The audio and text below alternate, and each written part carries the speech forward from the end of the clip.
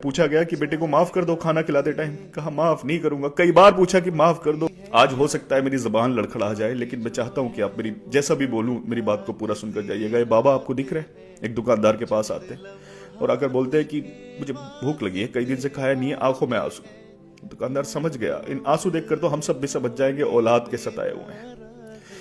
बाबा को कुछ दिया, उसने सारी कहानी बताई तो बाबा ने कहा कि मेरी औलाद ने, मेरे बेटे ने कुल्हाड़ी लेकर मेरे ऊपर चढ़ा है।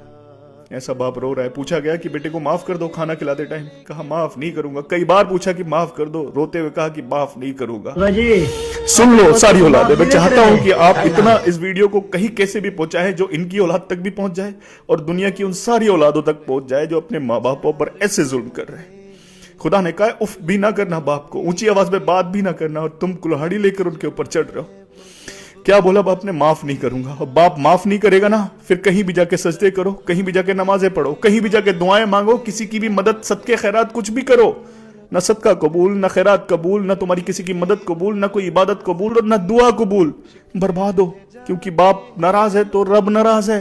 अरे माँ बाप, अगर माँ के पैरों के नीचे जन्नत है ना, तो बाप जन्नत का दरवाजा है। मत करो वो दरवाजे को बंद। पर जुल्म करके तुमको लगता है कि तुम माँ बाप पर जुल्म कर रहे हो, अरे खुदा अपनी जानों पर जुल्म कर रहे हो, जन्नत के दरवाजे को अपने लिए बंद कर रहे हो, दुनिया को अपने लिए अजाब बना रहे हो और आखिरत को बर्बाद कर रहे हो। खुदा अपनी जानों पर जुल्म मत करो, मत सताओ, मत सताओ, क्योंकि इस दुनिया में अगर किसी की आंख में हमारी वजह से आंसू आया हो, उसका हिसाब नहीं दे सकते, तो सोचो एक बाप की आंख से निकला हुआ आंसू अगर तुम्हारी वजह से निकला है तो कैसे हिसाब दोगे?